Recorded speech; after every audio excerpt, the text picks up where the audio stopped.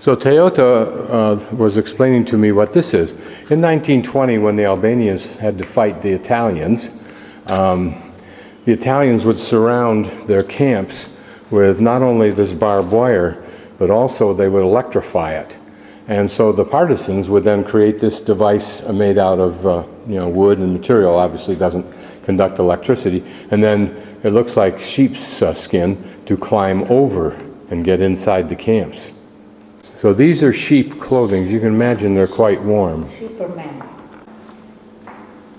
Basic farm implements, probably. Some of the weapons that were used. These weapons we take on the enemies, Yes. not produced by Albania.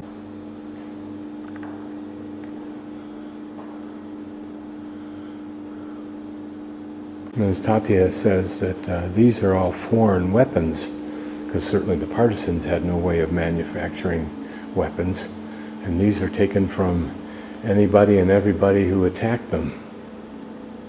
It would be interesting if somebody did a history course just on the countries and the regions and the peoples in those countries and regions that had to fight superior forces from the outside just to keep their land.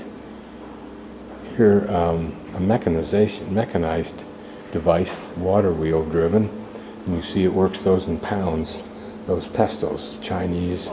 Yep. Yeah. This would pound it to make the gunpowder. Yeah. Yeah. These are those satchel purses that are worn around their waist. God, imagine if you'd tossed in a Glock 22 in those days from a...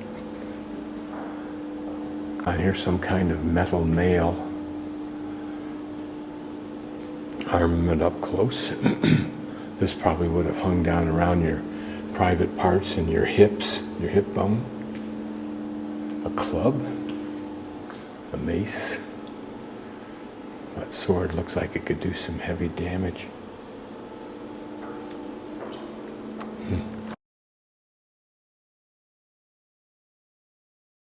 So this is a copy of a sculpture made to commemorate the 400 plus partisans who died in the Mauthhausen concentration camps of the Germans in the Second World War.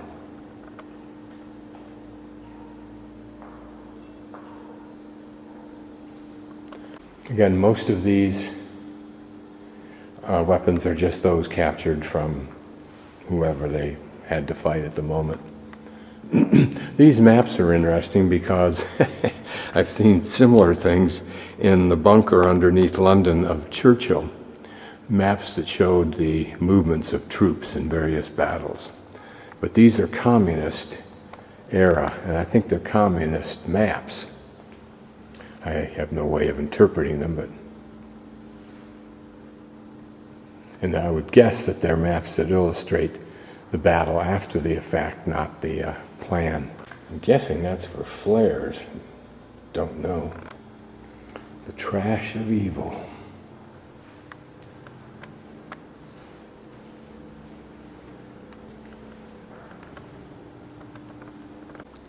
A scene of, no doubt, partisans encamped briefly, not even encamped.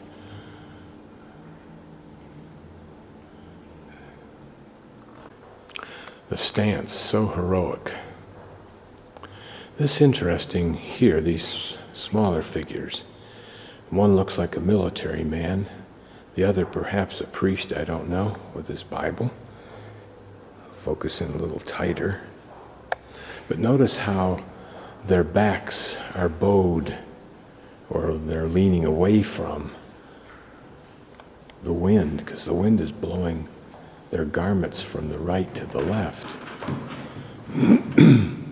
And they're leaning away from that wind, perhaps to shelter themselves. I wonder what it is that this man is carrying. Ah, a baby. Looks like a baby. And what is the look of terror, perhaps, but of looking back in fear of this man? All the scopes necessary to make the killing more effective.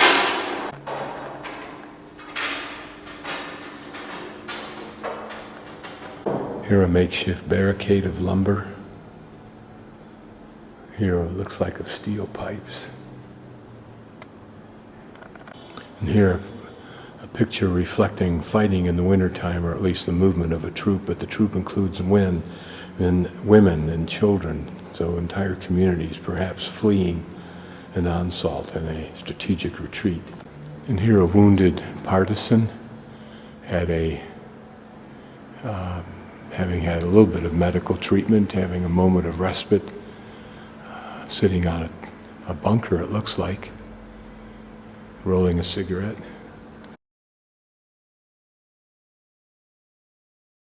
So now I'm in the prison ward, and looking down this long corridor, at the very end we'll see the statue of the two women who were hung by the Germans. They were partisans.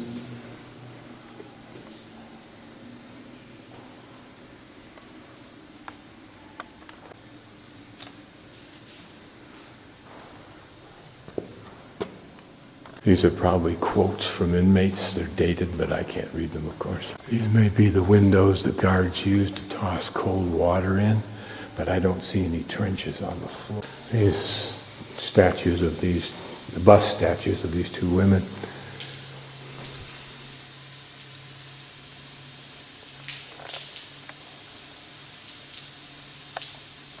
I'm guessing that, well, I can't go any further up here. It's up here that's the execution lawn.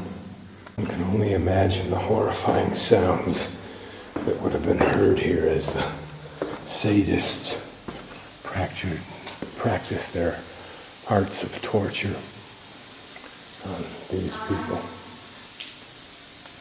Contain the rooms of torture that look to the south. Having seen the prison, but not the elements I wanted to see, where they are, I don't know. But my last attempt to do something here is to see what's up on top and how far I can get up here. Apparently, very few do. I'll follow an even more faint trail. See what others have found. Okay, so I've made it to this level. But how do you get up there? It looks like it's substantial. Towers, it's not the wall. There's a whole section beyond me here somehow. With the infrastructure going in there, this had to serve some. I wonder what kind of flower will pop out of these buds.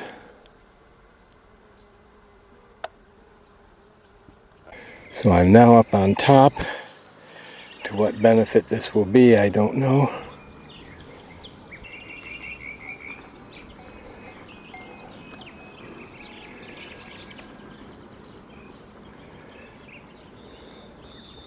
But here is the highest tower, and these relatively new buildings.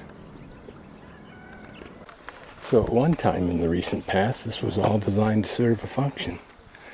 But what it was, I don't know. Whatever it was a modern use that they anticipated. It's not that long ago that all this was done. All the more like a prison than anything else I've seen, with those thick bars, metal doors, and you wonder if that little shack was where a guard oversaw yard time.